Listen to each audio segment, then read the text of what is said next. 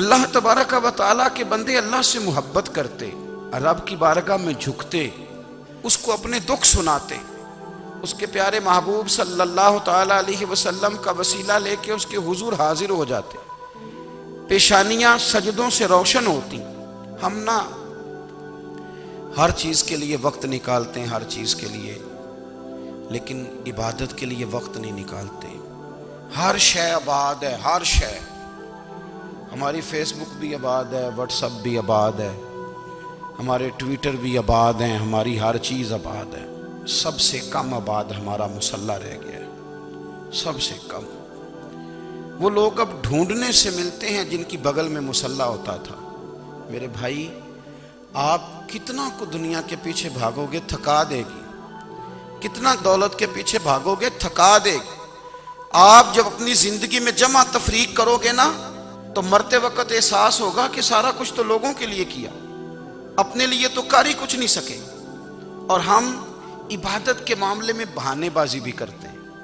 ہم کہتے ہیں اوہو رزق کمانا بھی تو عبادت ہی ہے نا، تو میں حلال روزی کے لیے جا رہا ہوں، یہ بھی تو عبادت ہے نا۔ میری طرح کے لوگ کہہ دیتے ہیں کہ میں سویرے اٹھ کے مدرسے میں کچھ اسباق دیکھتا ہوں تو یہ بھی تو عبادت ہے، میں بیان کرنے کے لیے مطالعہ کرتا ہوں تو یہ بھی تو عبادت ہے نا، اتنے لمبے سفر کر کے ملک میں دنیا میں گھومتا ہوں تو یہ بھی تو میں عبادت ہی کر رہا ہوں۔ اب اسپیشل نفلوں کے لیے وقت کس طرح نکلے، اسپیشل کر کے تسبیح میں کیسے چلاؤں، میں سارا کچھ ہم بہانے بنا لیتے ہیں نا۔ میرا سوال یہ ہے کہ یہ ساری باتیں صحابہ کو، نبی کریم کو، دیگر لوگوں کو بھی تو پتہ تھی نا، لیکن آپ غور تو کریں، 23 سال حضور کو وقت ملا، مختصر وقت ظاہراً تبلیغ کرنے کے لیے، پوری دنیا میں دین بھی پھیلانا ہے۔ گھر میں 11 ازواج ہیں، 4 بیٹیاں ہیں، ان کی اولادیں، سارے کام کاج بھی دیکھنے ہیں، لیکن سیدہ طیبہ طاہرہ حضرت عائشہ صدیقہ رضی اللہ تعالیٰ عنہ فرماتی ہیں سارا دن تبلیغ کرتے، ہر غلام کے دکھ سنتے، گھر میں آتے تو اپنے گھر والوں کا خیال کرتے، کام میں ہمارا ہاتھ بٹاتے۔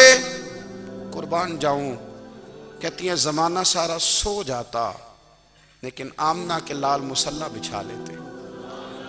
دنیا سو گئی، ساری سب سو گئے، جو خدام تھے، وہ جو غلام تھے، وہ سو گئے۔ صحیح مسلم میں لفظ ملیں گے، سیدہ پاک فرماتی ہیں او میرے نبی کے غلاموں، میں نے یہ رنگ بھی دیکھا ہے کہ حضور نے اتنا کھڑے رہے، اتنا قیام کیا، اتنا قیام کیا کہ مقدس پیروں میں ورم آ گئے، سوج گئے پیر، اتنے بڑے۔ دل پہ ہاتھ رکھ کے نہیں بتا سکتا کہ میرے کبھی نماز میں پیر سوج گئے، کوئی نہیں بتا سکتا۔ بچوں کی روٹی کماتے تھک گئے، بات الگ ہے، ہم سیر کرنے گئے تو تھک گئے، بات الگ ہے، لیکن عبادت میں یہ بھی تو مسلم شریف ہے نا، یہ بھی تو دین ہے نا، یہ بھی تو حضور کی سنت ہے، یہ بھی تو وہ چیز ہے جو کریم کی آنکھوں کی ٹھنڈک ہے۔ سیدہ فرماتی ہیں پیروں میں ورم آ گئے، اور ساری رات ہی حضور نے نماز پڑھی اور ایک ہی آیت بار بار دہرائی۔ مسجد نبوی میں بلال حبشی نے فجر کی اذان دے دی اور حضور ابھی مصلی پہ تھے، کریم فارغ ہوئے، میں نے عرض کی یا رسول اللہ صلی اللہ علیہ وسلم، آپ کے تو صدقے اللہ اگلے پچھلوں کے گناہ معاف کرے گا، تو آپ اتنی آہوزاری کیوں فرماتے ہیں؟ آپ تو شفیع ہیں، آپ تو انبیاء کے امام ہیں۔ تو حضور نے فرمایا عائشہ تم نے گنوایا ہے نا میرے اللہ کی مجھ پر کتنی رحمت ہے، افلا اکون عبدا شکورا، فرمایا اگر اس نے اتنی نعمتیں دی ہیں تو کیا میں اس کا شکر گزار بندہ نہ بنوں، میں شکر گزار بندہ نہ بنوں اس کا؟ پھر اگر اتنی نعمتیں اس نے دی ہیں، مجھے اتنا نوازا ہے، تو پھر میں اس کے سامنے سجدے نہ کروں؟ او میرے بھائی، بڑے قابل فخر لوگ ہیں ہم کہ ہم نبی پاک کے غلام ہیں، ہم قابل فخر ہیں کہ نبی کریم کے غلام ہیں۔ کیا کبھی اس غلامی کے شکرانے میں بھی 2 نفل پڑھے کہ یا اللہ تیرا شکر ہے تو نے ہمیں حضور کا غلام بنایا ہے؟ یاد رکھیں کہ اپنی روحانی زندگی کو آباد کریں، استغفار پڑھیں، تسبیحات کریں۔ حضرت عبداللہ ابن عمر رضی اللہ تعالیٰ عنہ حضرت عمر کے صاحبزادے ہیں، مکہ مکرمہ میں ان کی قبر ہے۔ میں نے جب انہیں پڑھا تو مجھے ان سے بڑا پیار ہو گیا۔ لیکن آپ کو پتہ ہے وہاں جا کے کسی شخص کا مزار تلاش کرنا یا پوچھنا ایک مشکل کام ہوتا ہے۔ تو ایک دفعہ میں مکہ شریف میں حاضر تھا، تو ایک گاڑی والا ڈرائیور مجھے کہنے لگا کہ مولانا میں آپ کو جانتا ہوں، مجھے آپ سے محبت ہے، ایک بات بتاؤں آپ کو۔ میں نے کہا بتاؤ۔ کہنے لگے حضرت عبداللہ ابن عمر کی قبر دیکھنی ہے۔ میں نے کہا یہ تو نہیں کہہ رہا، یہ کسی نے بندوبست کرایا ہے، یہ اللہ نے تیرے دل میں بات ڈالی ہے، یہ ہو گیا تو لے چل مجھے۔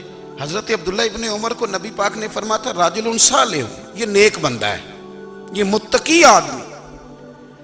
حضرت عبداللہ ابن عمر رضی اللہ تعالیٰ عنہ سیدنا فاروق اعظم رضی اللہ تعالیٰ عنہ کے صاحبزادے ہیں، اور ان کی ہمشیرہ سیدہ حفصہ رضی اللہ تعالیٰ عنہ حضور کی زوجہ محترمہ۔ ایک دن اپنی ہمشیرہ سے کہنے لگے کہ نبی کریم صلی اللہ تعالیٰ علیہ وسلم گھر میں آئے نا، اور اگر حضور غم امت میں پریشان نہ ہوں، طبیعت کو حشاش بشاش دیکھو، تو ذرا پوچھنا تو صحیح حضور کا میرے بارے میں کیا خیال ہے، پوچھنا تو صحیح کہ کریم کی بارگاہ میں میرا کیا مقام ہے، میرے بارے میں حضور کیا فرماتے ہیں۔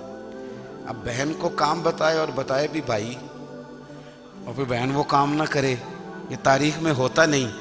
حضرت عمر فاروق رضی اللہ تعالیٰ عنہ کی صاحبزادی ام المومنین رضی اللہ تعالیٰ عنہ فرماتی ہیں کہ میں تو بس منتظر تھی، انہوں نے تو کہا تھا نا کہ اگر تم حشاش بشاش دیکھو تو بات کرنا، لیکن حضور تشریف لائے، میری باری تھی، میرے گھر تشریف لائے، کھانا پیش کیا تو فوراً میں نے عرض کی حضور ایک بات پوچھنی تھی۔ حضور نے فرمایا پوچھئے۔ میں نے عرض کی حضور میرے بھائی عبداللہ ابن عمر کے بارے میں آپ کا کیا خیال ہے؟ نوجوانوں میری بات پہ غور کرنا، میرے بھائی کے بارے میں آپ کا کیا خیال ہے؟ تو نبی کریم صلی اللہ تعالیٰ علیہ وآلہ وسلم نے میری طرف دیکھا، اور پھر حضور زیر لب تھوڑا مسکرائے، اور بریلی کے امام کہتے ہیں کہ حضور مسکرا دیتے تھے نا تو جو بڑا دکھی ہوتا تھا وہ بھی ہنس پڑتا تھا۔ اب سوال پیدا ہوتا تھا کہ پھر تو اس مسکراہٹ کے لیے انتظار کرنا پڑتا ہوگا کئی مہینے کہ حضور مسکرائیں تو رونے والے ہنسیں، تو اعلیٰ حضرت فرماتے نہیں، انتظار نہیں کرنا پڑتا، یہ مسکراتے رہنا تو حضور کی عادت ہے۔ جس کی تسکین سے روتے ہوئے ہنس پڑے، اس تبسم کی عادت پہ لاکھوں سلام۔ یعنی یہ تو عادت ہے حضور کی مسکراتے رہنا، اس کے لیے انتظار نہیں کرنا پڑتا۔ بھائیو آپ خیال رکھیں گے، غور کریں گے، حضرت عبداللہ ابن عمر رضی اللہ تعالیٰ عنہ کے بارے میں پوچھا تو سیدہ فرماتی ہیں کہ نبی کریم صلی اللہ تعالیٰ علیہ وسلم نہ زیر لب مسکرائے اور فرمایا حفصہ تیرا بھائی ہے تو اچھا، لیکن میں نے سنا ہے کہ عشاء کی نماز پڑھتا ہے تو فجر تک سویا ہی رہتا ہے۔ او نوجوانوں، 10 بجے تک سونے کی بات نہیں ہوئی، 9 بجے تک سونے کی بات نہیں ہوئی، 11 بجے اٹھنے کی بات نہیں۔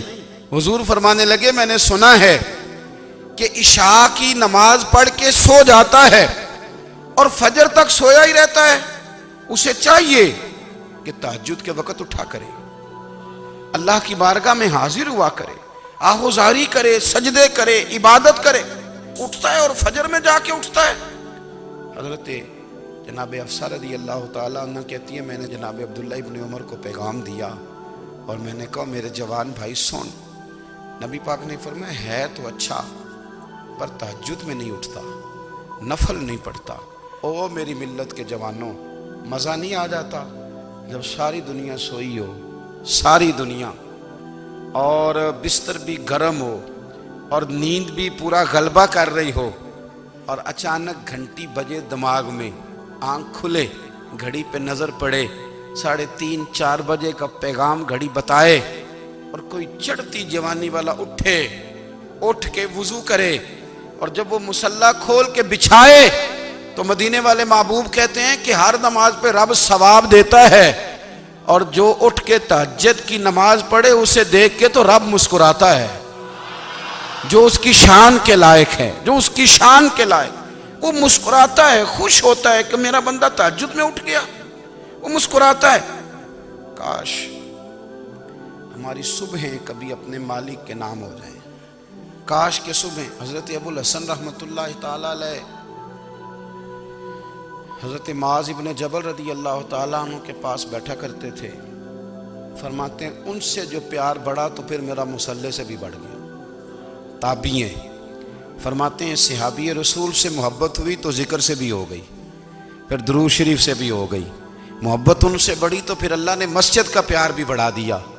آپ فرماتے ہیں کہ میری ہر وقت طبیعت چاہتی تھی کہ بس اللہ اللہ کروں, بس اللہ اللہ کروں, بس نہ میں ذرا تھوڑی جان چھڑاؤں لوگوں سے, کو 10 منٹ ملے تو میں کو 4 نفل پڑھ لوں, میں تھوڑا سا نہ بچوں لوگوں سے, اور مجھے تسبیح ملے تو میں نہ کچھ 400-500 دفعہ استغفار پڑھوں, سبحان اللہ, الحمدللہ, اللہ اکبر, لا حول ولا قوت الا باللہ, میں نہ تسبیحات پڑھوں.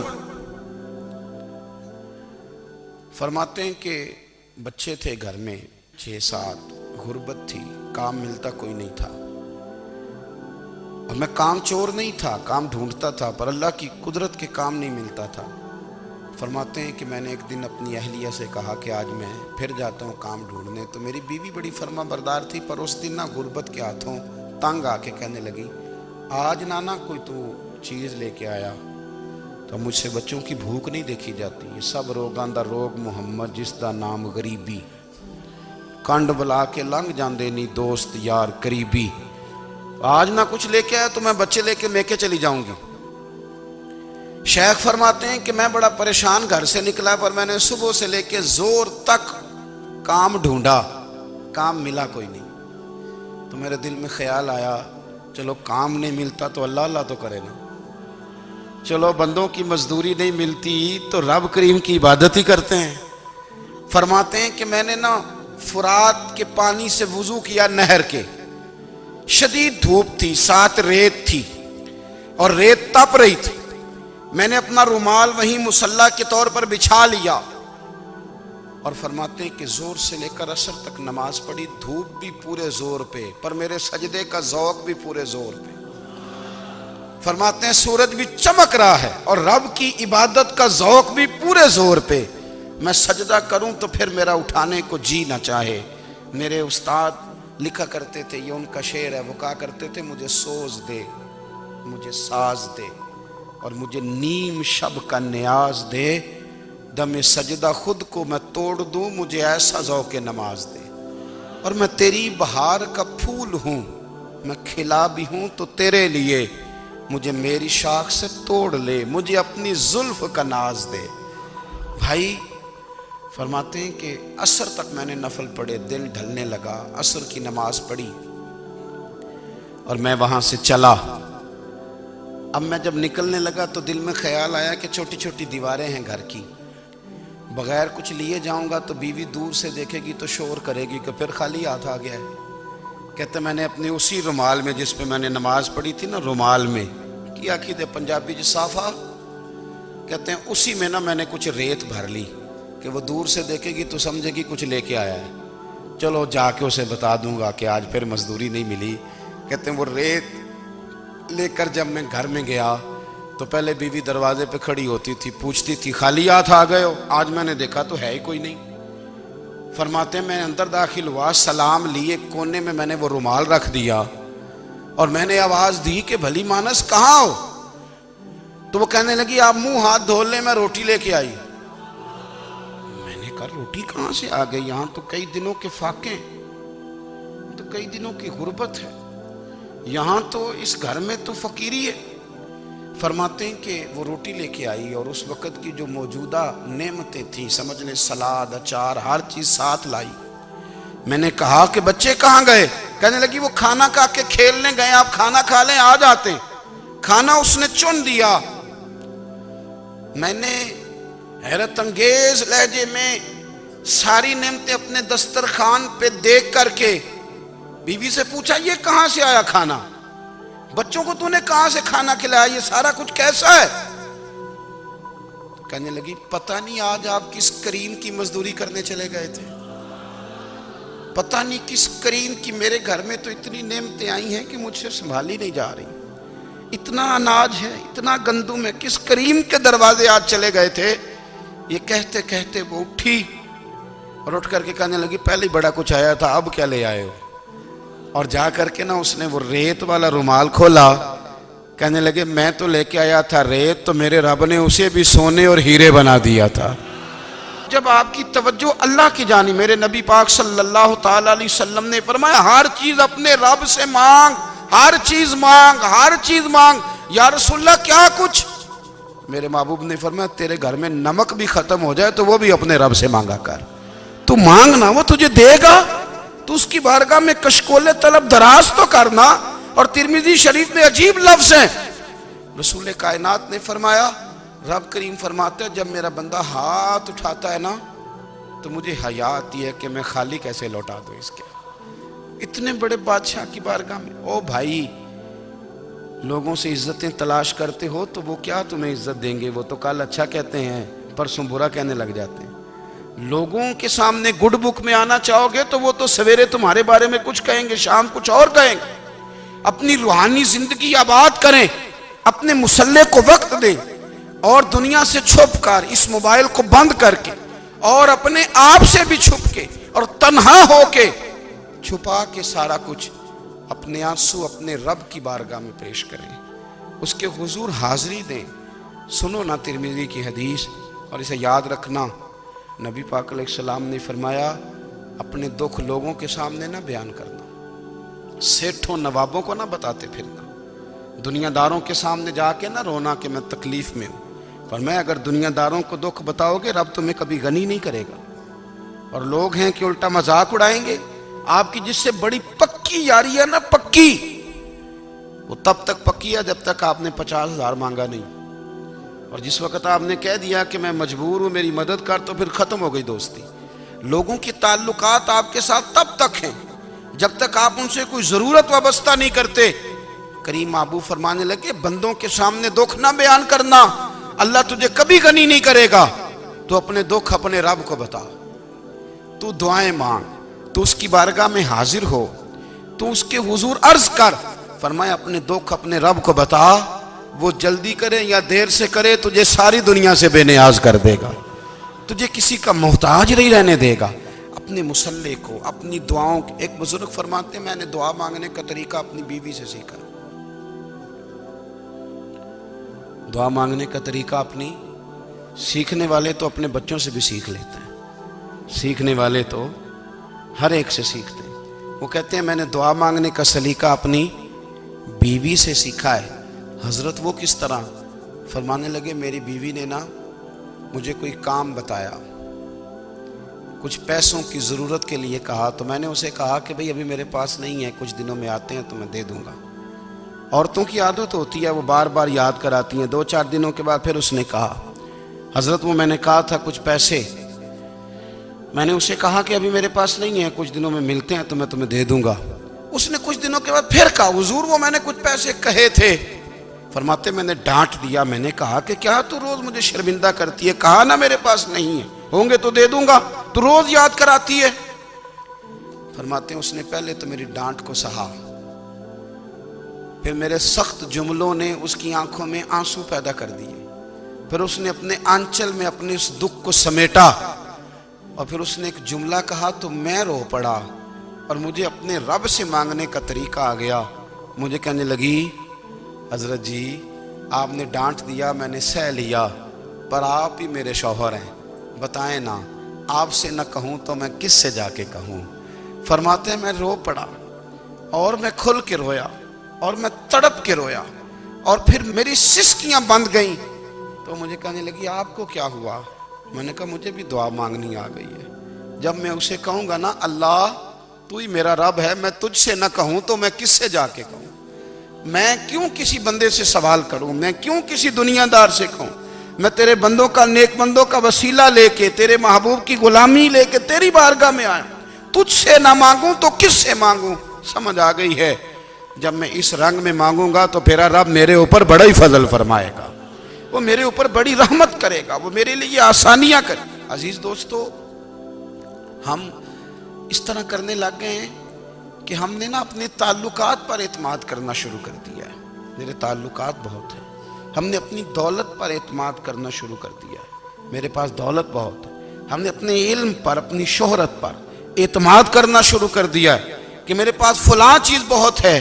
یاد رکھنا جب بے نیاز اپنی صفت بے نیازی دکھاتا ہے تو بڑی بڑی دولتوں والے مجبور نظر آتے ہیں۔ بھائیو، جب انسان کا رشتہ اپنے مالک کے ساتھ ہوتا ہے پھر تو غم بھی کچھ نہیں کہتے، پریشانیاں بھی کچھ نہیں کہتی، پھر تو زندگی صبر والی، پھر تو زندگی توکل والی، پھر تو زندگی بھروسے والی، پھر انسان اپنے آپ کو رسوا نہیں کرتا، دنیا داروں سے امیدیں اس کی ختم ہو جاتی، امیدیں اللہ رسول سے لگا لیتا ہے، مضبوط ہو جاتا ہے، مضبوط، طاقتور ہو جاتا ہے، خوددار ہو جاتا ہے، باوقار باعزت ہو جاتا ہے۔ حضرت بہلول دانا رحمت اللہ علیہ بیٹھے تھے تو ہارون رشید حج کر کے آ رہا تھا، تو رستے میں حضرت شیخ سے ملاقات ہو گئی، تو السلام علیکم کے بعد کہنے لگا حضور کوئی حکم ہو تو بتائیے گا۔ تو حضرت بہلول دانا فرمانے لگے تیرا رب کون ہے؟ اس نے کہا اللہ۔ تو فرمایا میرا کون ہے؟ کہا اللہ۔ فرمانے لگے تو بڑا ہی بیوقوف ہے، کیا تو یہ سمجھتا ہے کہ رب ہارون رشید کو تو دے گا اور بہلول دانا کو بھول جائے گا؟ تیرا بھی وہی رب ہے، میرا بھی وہی رب ہے، اس نے اگر تجھے دے کے آزمایا ہے تو ہو سکتا ہے مجھے نہ دے کے آزما رہا ہو، جب اس کی حکمت کے تقاضے ہوں گے تو عطا کرے گا اور دے گا، تو جا اپنا کام کر۔ بھائی اپنی روحانی زندگی، اپنی عبادات، اپنے وظائف، اپنے روزمرہ کے معاملات، اپنی دعائیں، اپنا استغفار، دیکھو کوئی مشکل کام تو نہیں، 2 رکوع ہیں سورہ واقعہ کہ اگر رات کو پڑھ لی جائے تو۔ میں کس طرح یہ بات بیان کروں کہ تعویذ بانٹنا آسان ہے اور وظیفہ بتانا مشکل ہے؟ سارا دن تعویذ بانٹیں تو لوگ لینے کو تیار ہیں، اور اگر آپ وظیفہ بتائیں تو کہتے ہیں تو مشکل کام ہے۔ او خدا کے بندے، اگر آپ کا تعلق قرآن پاک کے ساتھ مضبوط ہو، قرآن پاک کے ساتھ اگر آپ کا رشتہ ہو، لوگ سفارشیں ڈھونڈتے ہیں نا دنیا میں، کوئی تعلق مل جائے تو میرا کام ہو جائے، دنیا میں اتنا مشکل معاملہ ہے، آخرت میں مجھے بتائیے گا کتنا مشکل معاملہ ہوگا۔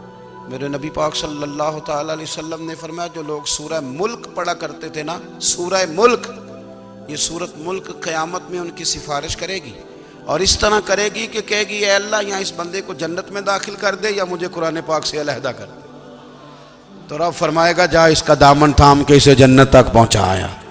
آپ بات کو سمجھیں، جب آپ کے تعلقات اپنے معاملات کے ساتھ مضبوط ہوں گے، یہ نبی کریم نے وعدہ کیا ہے کہ تو سورت واقعہ پڑھ تیرے گھر میں فاقہ نہیں آئے گا۔ حضرت عبداللہ ابن مسعود رضی اللہ تعالیٰ عنہ بیمار تھے تو حضرت عثمان غنی رضی اللہ تعالیٰ عنہ تیمارداری کے لیے تشریف لے گئے اور جا کر کے کہا کہ آپ بڑے بیمار ہیں، آپ کی بیٹیاں زیادہ ہیں، میں چاہتا ہوں کہ خزانے میں سے کچھ مدد کروں۔ تو سیدنا عبداللہ ابن مسعود رضی اللہ تعالیٰ عنہ اٹھ کے بیٹھ گئے اور کہنے لگے امیر المومنین، اللہ آپ کو میری طرف سے، میری بیٹیوں کی طرف سے بہتر صلہ دے، میری بیٹیوں کو کسی خزانے کی ضرورت نہیں، میں نے انہیں خزانہ دے دیا ہے۔ کہا جناب آپ نے کون سا خزانہ دیا ہے، میں آپ کے مالی معاملات کو جانتا ہوں۔ تو فرمانے لگے امیر المومنین، میرے نبی کریم نے فرمایا ہے جو سورت واقعہ پڑھے اسے کبھی فاقہ نہیں آتا، میں نے بیٹیوں کو یاد کرا دی ہے، یہ خزانہ میں نے انہیں دے دیا ہے۔ وہ سارے والدین سنیں جو بیٹیوں کے لیے پریشان رہتے ہیں۔